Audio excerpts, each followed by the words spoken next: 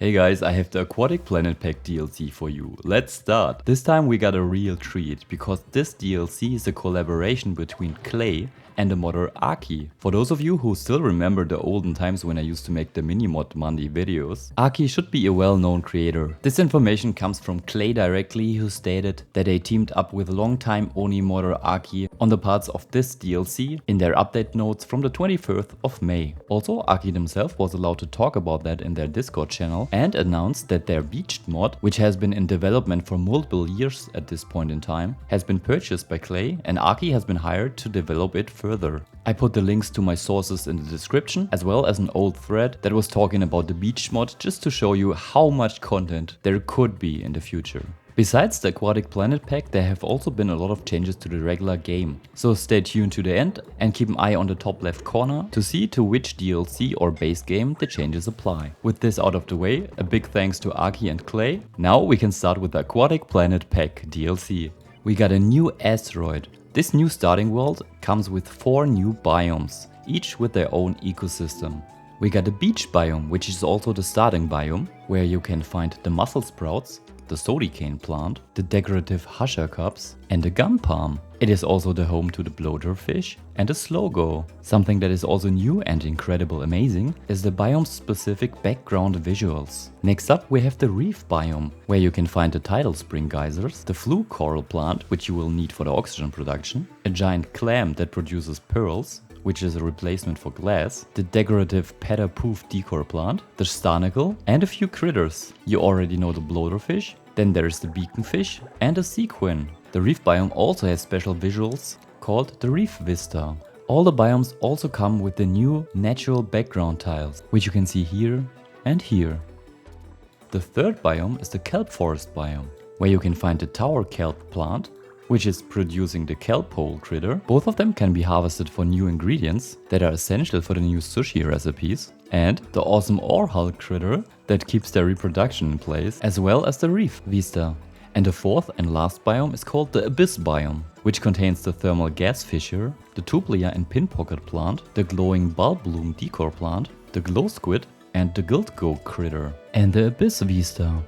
There are also new elements, new geysers, new buildings, duplicant changes and critter changes, as well as new duplicants, a new asteroid imperative, changes to the visuals and bubble mechanics. So let's go into the details, starting with the new duplicant, the lovely Kai, starting with 2 new skills, basic swimming and dive master. Wait, Kai? Must have been my imagination. The ability to swim is one of the biggest game changers they added in this new DLC. You can now traverse the environment, dig and build underwater. There's a skill tree associated to the swimming skill. Basic swimming giving the duplicants more breath, a higher resistance to chilly surroundings when in water, and increased resistance to eye irritation, and dive master reducing the stamina consumption when they are swimming and increasing their swimming speed. The unknown new duplicant can be found in all 3 biomes except the start biome. The one that you first contact or click on will be the one that stays in this location until you fulfilled the delivery of the requested materials. Then the unknown duplicant will change locations. You gotta fulfill 3 different requests of the unknown duplicant to get them to join your colony and to win the imperative. If you drain the area the duplicant is in too much, they will leave and just leave behind a silhouette. You can then refill the area with any liquid to have them reappear. Yes, even magma. We can now switch over to the detailed examination of the biomes, starting with the beach starting biome, which is home to the mussel sprout that, when harvested, will drop the mussel tongue and replaces the excavatable plants like the muck root. It has 2800 calories and a grizzly quality. The Duplicant plant is comparable to a mealwood plant. It's an easy accessible early game food source that only needs 1 resource for it to grow.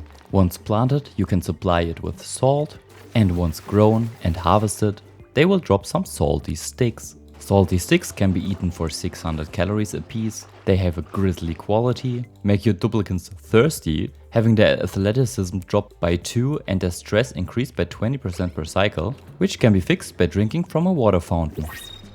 The Husher Cup decor plant is just decorative and can be used to create nature reserves or rooms that require a decor plant or a decor item. The gum palm plant can be domesticated in the new white hydroponic farm tile, requires 20 kg of sulfur per cycle, and produces 70 kg of gum wood, which is a brilliant new resource which can either be used as fuel material like regular wood or can be squeezed in the plant pulverizer for latex. I mean, whoever knows what the dupes are up to.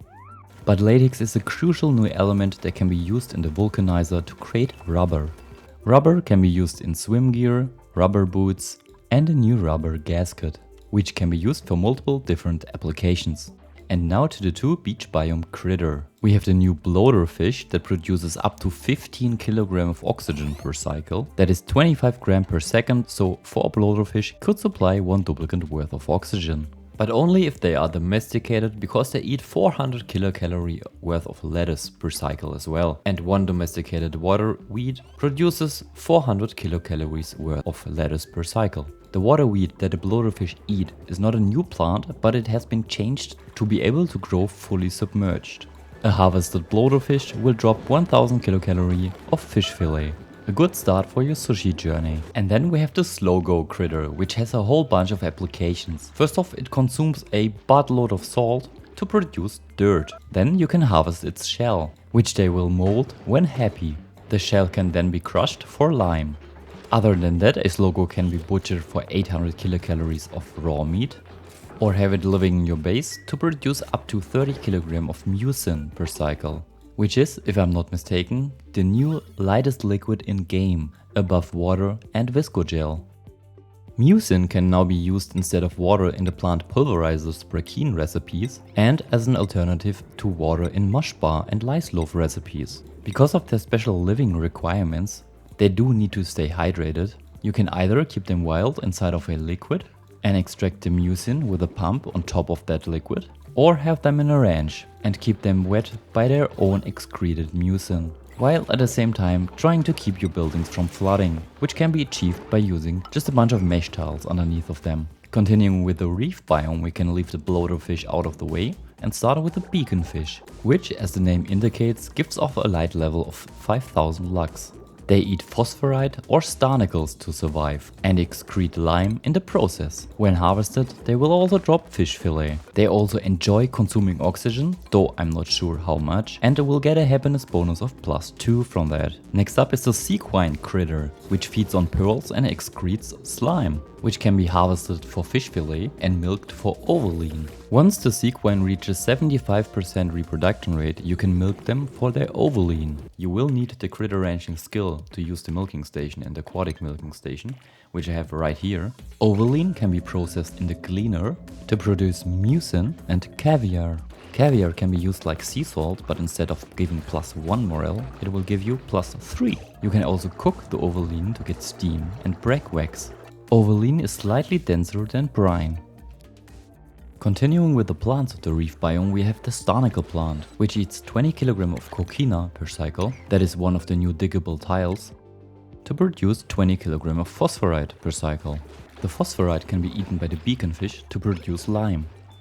Besides the steel production, what can we use all of this lime for? We could, for example, feed our flue coral plants. The blue flue coral needs at least a light level of 2500 lux to grow, 5 kg of lime when domesticated, 20 kg of salt water per cycle, and sneezes out 150 grams of oxygen per cycle, which is enough for 1.5 duplicants, at least when domesticated. The next thing the game considers the plant is the clampum, a giant clam that uses 35 kg of sand per cycle to produce a 50 kg heavy pearl after 8 cycles, if domesticated, or 32 cycles if not. The poke shells can also beat the pearls out of the living clam. The pearls the clampum produces can be used in any recipe that requires glass normally. Just like diamond and amber, pearls are a replacement for glass. But compared to glass and amber, the decor value is increased by 50%, which is still 50% lower than diamond, but higher than the base value. The last new plant of this biome is the Poof decor plant, with a decor value of 25. The most important part of the reef biome though, at least in early game, is the tidal spring geyser. Once you found one, you can place a tidal turbine on it, producing 300 watts of clean power periodically. In order to build a tidal turbine, you need a rubber gasket, which can be found next to the new point of interest, or crafted at a crafting station made from rubber that you got from vulcanizing the latex. And you got the latex by squeezing the gumwood, which you got from the gum palm. In the kelp forest biome, everything revolves around the tower kelp plant, which produces the kelp hole critter, that then gets eaten by the ore hull critter. So the tower kelp plant uses 30 kg of polluted water and 40 kg of polluted dirt to produce up to 2 2/3 of kelp hole critter, depending on the plant's size, which can grow up to 10 tiles in height. The kelp hole itself is a short-lived critter that will drop 10 kg of nori upon its death. Nori is the foundation for the sushi roll and the nigiri, which brings us to the ore hull that either can eat 20 kg of nori, dropping 10 kg of polluted dirt, or they can eat 2 live kelp holes, allowing them a better digestion and dropping 50 kg of the polluted dirt. The ore hull is a long-lived critter. It drops 6,000 kilocalories of shellfish upon death and can be harvested for iron ore. Because of the overabundance of lime in this DLC, steel seems to be easier to produce than in the base game. But we do have other bottlenecks in this DLC. There's less iron ore, where the ore hull comes into play, and if you have no coal, you need to use your gumwood to make refined carbon. The Abyss biome is full of riches, like coal, diamonds and plastic. The plastic comes from the Duplicant plant. If domesticated, it uses 20 kg of sulfur and 30 kg of any brine to produce 25 kg of plastic per cycle. The next plant of the Abyss biome is the pin pocket, producing a pin pokey after having been fed 5 kg of refined carbon for 16 cycles. A pin pokey can be crushed into 100 kg of diamond in the rock crusher or be turned into uni at the sushi bar. It has a whopping 7,200 kilocalories. And the last plant is the bulb bloom decor plant, which produces a dim light level of 500 lux. Glow squids, in contrast to their name, do not glow. They feed on the Duplicant plant, 25% per cycle, are very long-lived critter, like the shovel, and hence drop a lot of calorie, 9,600 kilocalories of calamari with a standard quality of +2 that can be used in the recipe for the nigiri, or you can milk them for squid ink, which has multiple purposes. First, you can boil it to get mucin and refined carbon, and second, it can be used like brikine as a drinkable liquid in the critter fountain. And the last critter that you might find in the Abyss biome is the Guildgo critter, which is a morph of the Slowgo. I say might because at this point in time it's not clear if the Guildgo appears in this biome on their own or if you need to breed them. The Guildgo eats 100 kg of sulfur and excretes 50 kg of obsidian. The Guildgo mold can be crushed into gold amalgam. Besides all of the critter enriches, the Abyss biome is also home to the thermal gas fissure and a polluted brine vent that, as the name implies, spits out polluted brine. This one here at 95 degrees Celsius, whereas the thermal gas fissure currently emits a flat 83.3 grams of natural gas per second. The twist is the gas fissure builds up sulfur.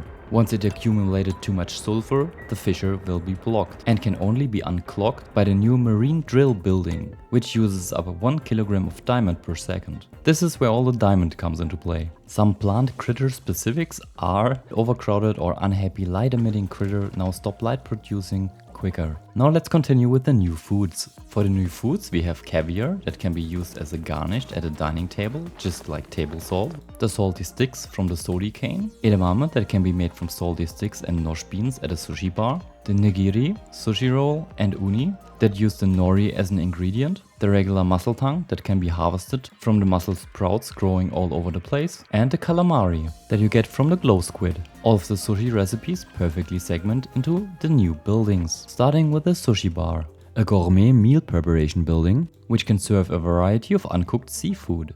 And it can only be built from any type of wood. The next new building is the tidal turbine that you have already seen. It produces 300 watts of power periodically and is best to be combined with a few batteries. As long as there's any liquid over the tidal turbine and the tidal spring, you will get your occasional 300 watts of power, which will cover the power of the first few hundred cycles in your base without any issue. We now also have the white hydroponic farm tile and a wall planter, which both need a glass-like substance to build, so save up your pearls for those first. Next up are the 3 new ranching stations: the aquatic grooming station, the aquatic shearing station and aquatic milking station. All 3 of these stations must be built against a back wall that is either the natural backwall or drywall. In the aquatic grooming station you can groom waterbound critter. In the aquatic shearing station you can shear the ore hull to get the iron ore. In the aquatic milking station you can milk the sea quine and you can milk the glow squid. And because your duplicants will spend a lot of time underwater, there's also the breathing station, which needs to be supplied with fresh oxygen via gas pipes, but doesn't need any power. It also clearly seems to be bugged a little bit at the moment. Then we have two new glass buildings. First off, the glass backwall and a glass ceiling light. The glass ceiling light produces enough lux to get the flue coral to grow and produce oxygen, but produces more heat than a regular light bulb and uses up slightly more power. Then we have the new vulcanizer building, allowing for the production of rubber, which can be used to produce the rubber gaskets, rubber boots or swim gear. Or you make the new awesome rubber tiles out of them, which have the following features: an extremely low thermal conductivity and a higher threshold to liquid pressure damage. And they also increase the run speed by 25%. Next up we have the mini fridge, which is just a tinier version of the normal fridge, having only half the space and using only half the energy. You will find it under valve miniaturization, not under the food research. And then we have the new insulated conductive wire and wire bridges, which are made from refined metal, but you need to add an insulator like plastic, rubber, plastic or solid viscogel. They can carry 4 kilowatts of power. And you can build them inside of walls. Last but not least is the marine drill that you've already seen. It uses 800 kg of refined metal in one gasket. It needs 960 watts of power and 1 kg of diamond per second to run. You can find a research for that under robotic tools. Also, if you are getting the Aquatic Planet Pack, you will now have access to the sludge press, this building here. There have also been a few changes to some of the buildings. For example, airflow tiles now allow light to pass through them. The aquatic ranging stations create a stable and need a stable to operate. And just to have a better overview, here's a comparison of the natural backwalls that you can now expect to be in the game. I think this flows nicely into the new materials or elements. We now do have the pearls coming from the clampum, the gumwood, which leads to latex, which allows us to make rubber. Then we have siltstone, a base material from the beach biome, zinc ore,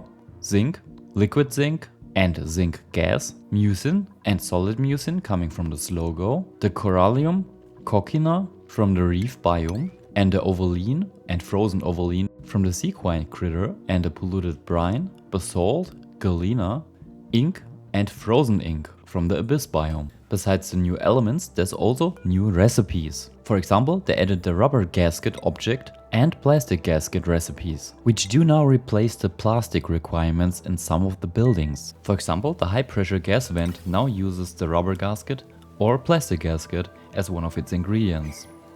Same goes for the gas meter valve, the liquid meter valve, the conveyor meter, mini fridge, oxalate refinery, milking station, aquatic milking station, the marine drill, the uranium centrifuge, the dehydrator, the rehydrator, the steam turbine and the tidal turbine. We also have the recipe for caviar, which is produced from the ovoline in the gleaner. You can also use your household plumbus to refine it, and there are a few new recipes for Paco treats. Now just a quick excursion to the main menu, talking about the planets and asteroids. There's the option to scramble in the DLC settings for the new biomes, and the 3 new cluster, the base game one, the classic style one and spaced out, and the spaced out style. Speaking about space, of course there are space points of interest if you're playing with the spaced out DLC.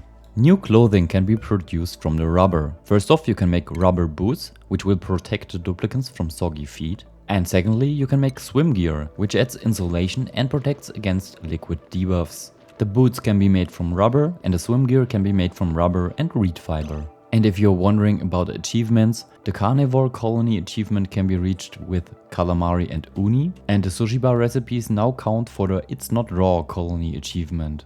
Even though it's raw, I mean, it was literally in the description. And hedging a guild go now counts for the good egg colony achievement. I think this has been everything that is specific to the Aquatic Planet Pack DLC. Now there's a lot of changes that apply to the base game, meaning every single player, making this relevant to all of us, whether we buy the DLC or not. First, let's start off with the optics. If you haven't already noticed, here in the background they added bubbles that carry the gases to the surface of the liquid before entering the simulation, making the liquids more visually appealing and bringing a bit of life to the waters, which also have been adjusted in texture and colors allowing for a better visibility of the objects inside of the liquids. Just with a small caveat that you can no longer clearly distinguish clean water, salt water and brine by just a single glance. There has been a change to some of the lights. The light rays from the sources should apply the intended color tint. I do welcome everything that makes the game even more beautiful.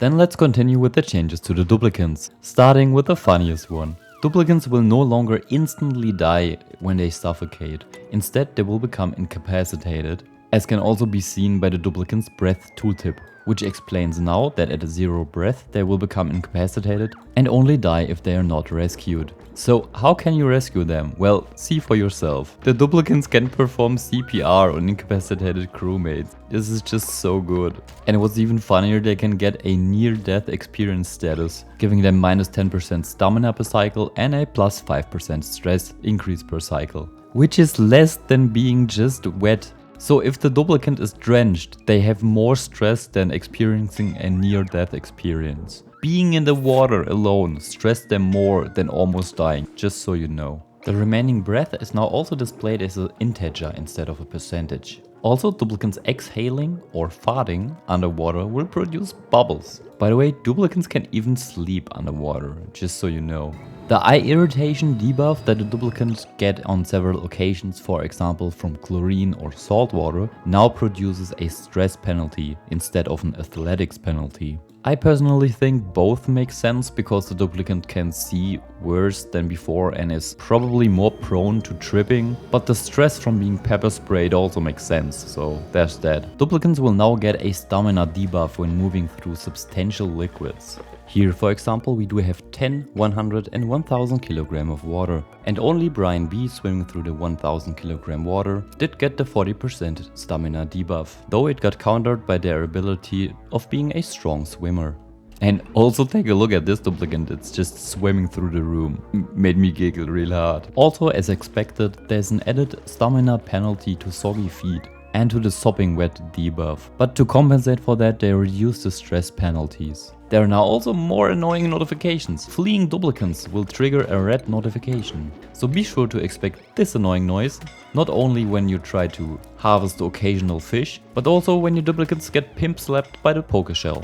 Let's continue with the buildings. We now have the aquatic critter fountain and the fish pickup, which have been made available to the base game, and I quote, as part of substantial improvement to aquatic ranching, which we will talk about right now. So the critter changes for everyone owning oxygen not included. First off, Parkus got nerfed. Eggs from Parkus no longer drop any eggshells, no matter which species of Parku. The mass of the Parku eggs got reduced and the raw egg calorie yield got reduced. They also produce less meat. But I do think this is fair because the Parku eggs were a little bit overpowered. Though it makes my Parku spreadsheet not correct anymore, which is kinda annoying. They also renamed Parku fillet to fish fillet because there are now more fish. Now to the most important critter changes. First off, wild critter will now display the happiness, critter metabolism and the body temperature, reproduction rate, and for some the protein supply or whatever liquid supply they do store inside of their bodies. Second important change,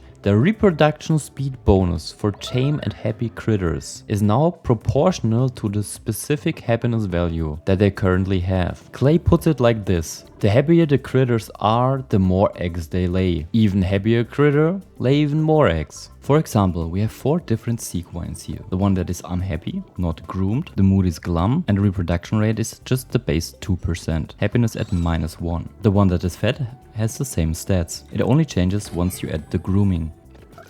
Once the critter has been groomed, the happiness jumps to 4, and the reproduction rate is now 15% per cycle for the happy mood, plus the 2% per cycle from the base reproduction. If we now make the critter even happier, this one here for example got an aquatic critter fountain, which hydrates the critter and gives it plus 3 happiness, giving it a value of 7 and increasing the reproduction rate to 28 per cycle. And the even happier critter, this one here, got an aquatic critter condo as well, has an happiness of 8 and a reproduction rate of 32%. The next critter change is that non-fish critters no longer include fish in their overcrowding calculations. Which for me sounds like you can combine 2 different kinds of ranches, like this one here for example. We can cram 8 Parkus and 8 hatches into the same ranch. Poke shells and sand shells got a few changes as they require less food per cycle now, and the poke shell mold increased in mass, as well as the sand shells sand conversion rate. Coming back to the fish feeder is now less effective in reducing the wilderness of the critter eating from it. So eating from the fish feeder no longer provides a critter happiness bonus. Also, the threshold for the mood happy, so the status item for the critters, has been adjusted to +1, and all of those parkour treats that we've been talking about now provide a happiness bonus to the parkour. Just grab some seeds, press them inside of the microbe musher and feed them to your fish for a happiness bonus of 2 for 1 cycle. Another change is that parkours are now better at navigating stacked liquids. It specifically says insubstantial liquids, so I guess tiny amounts. Let's test this.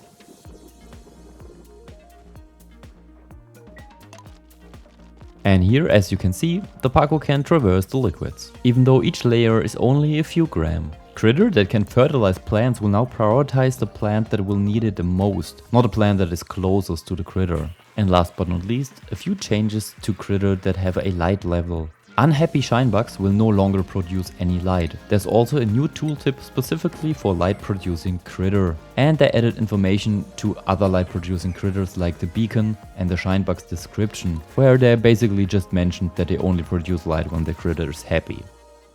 We now have a new tooltip hover card that if you hover over a liquid pool, it will show you its size and aquatic critter count if you are in the room overlay. There are massive Tepidizer changes. Number 1 being the Tepidizer no longer has a maximum liquid temperature, which is just super nice. There's a new mode for it called the turbo mode, and once it's activated you can surpass the 85 degrees Celsius threshold from before, and there's even a unique animation for it. It does use a smidge of power though, 4000 watts.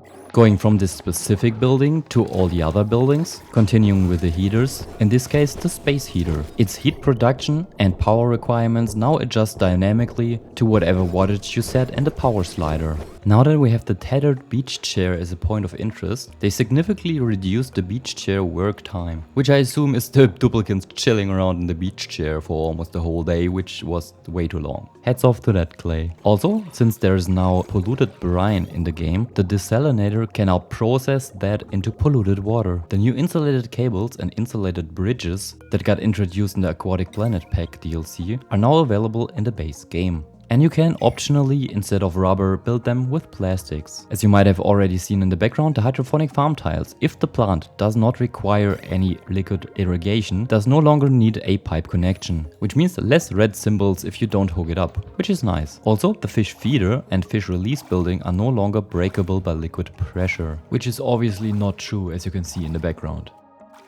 And the last building change that brings us right next to the element changes is that the algae terrariums will expel oxygen in form of bubbles if submerged. Bridging nicely to the element changes because algae now dissolve into oxygen when submerged in water and exposed to sufficient light. Meaning we can just have weird oxygen generation like this setup here. I like the new variety, but notice that it will only produce oxygen when in brine, salt water, polluted water, or regular water. By the way, the melting point of rubber is 220 degrees Celsius.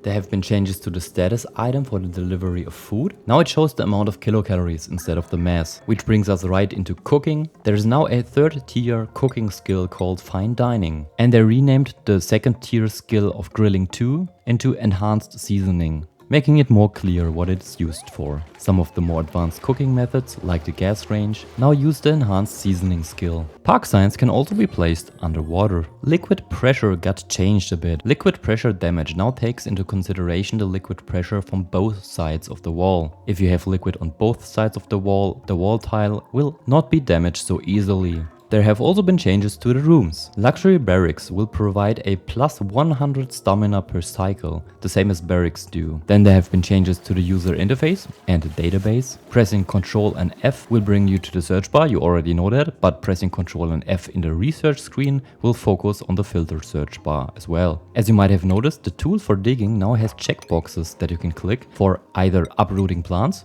digging up normal tiles, or digging up the natural back walls, making it easier to precisely order your duplicants around. There's a new building category called Submergible, which includes all the buildings that can operate while in a liquid without having the flooded warning pop up. And lastly, there have been a few world generation changes, mostly fixes for some of the overlapping traits. Mentioned are oil reservoirs, trapped oil, deep oil, boulders, geodes, large glaciers, and so on. And one of the funniest fixes that I've read but not seen, fixes for all versions. They fixed a bug where a deceased duplicant was mourning themselves. Just how? Aquatic critters will now reference the pool size instead of the room size in the database entry section that tells you about the space required. And this last chapter contains all the changes that are specific to certain DLCs or just the base game. So spaced out specific buildings. The wall toilet construction material got changed to metal and gaskets. The meteor blaster no longer reveals the identity of the target unidentified incoming meteor shower. And they added the coquina to the description for harvestable sink or field space point of interests. Specific changes to the prehistoric planet pack are that the Jarbo is now attracted to the fish trap lures. Jarbo eggs will now produce 1 kg of eggshell when cracked, not 2 kg. The Jarbo fillet will give the radiation resistance effect, like all the other fish dishes do. Jarbos can now eat cooked seafood to receive a happiness bonus and a wilderness reduction effect. And for the buildings, the smoker's errant type is now a cook supply, which, of course, I don't know what it was before. Seacomb can survive in polluted brine. The Frosty Planet Pack's wood heater now has a sound. And there have been a few more changes to the Bionic Booster Pack regarding the swimming skill. They added a swim hack booster to enable swimming for the Bionic Duplicants, which also provides a higher resistance to chilly surroundings while in liquid, while at the same time influencing the stress level. And there's a new skill badge for improved hardware skill. Bionic dupes that wear rubber boots no longer get liquid exposure damage when walking in small amounts of liquid, and Bionic Duplicants wearing a full swimsuit will now have a limited protection from shocks in waist-deep liquid. And here are even more changes that happened after I almost finished the video. In the Aquatic Planet Pack, the Petapoof seed now has a different artwork, to not be confused with the critter egg anymore. Breathing stations got a new description to let you know that you can use them outside of liquid as well. The fluke coral can also survive in a polluted brine atmosphere. Let's continue with the blueprints. Here are some of the new outfits. You can check them in your blueprint overview by filtering for the Aquatic Planet Pack. These are the bottoms, the gloves, and the footwear. Here are the 4 new Atmosuit designs. These one here. There are no new jet suits. You have already seen the 3 different designs for the lights, but check out these amazing designs for the comfy bed. I especially like this one here. Instead of the normal ceiling trim, we now have the nautical ceiling trim. We now have 3 new beach chair designs. This is the standard one and the 3 new ones. The normal mechanical surfboard and a new design. New designs for the storage bin and the refrigerator. 2 new designs for the gas reservoir. A new design for the aquatic critter condo, here to the right. 2 new designs for the manual generator.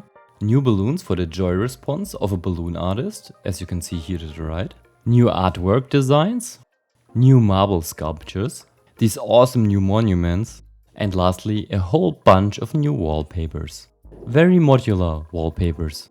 And those are all the official changes that I found in the update notes from Klei. From the unofficial side, since this is a collaboration between Aki and Klei, there's the potential for a lot more content, because from the original Beached mod itself, only a tiny fraction was actually used in this DLC. And here's a quick tip for your oxygen production. You do not need to build a spawn. You can also have the oxygen production the intended way of the Aquatic Planet Pack DLC with the fluke coral without overpressurizing your base by just placing down an atmo sensor, setting it for example to below 1800 gram, hooking it up via automation to a liquid shutoff that controls the fluke coral's liquid input. Or a different method could be that you just control the light via your automation. Once the oxygen pressure gets too high, for example 2 kilograms per tile, the atmo sensor will pick it up and send a red signal to the glass ceiling light, turning off the fluke coral's oxygen production. As Scrapman always says, I hope this video has earned your subscription. Love you guys, a continued thanks to all of my patrons, and I hope that I can find the time to actually play the game for once in a while, and maybe even share a video about it. Leave a like and see you next time.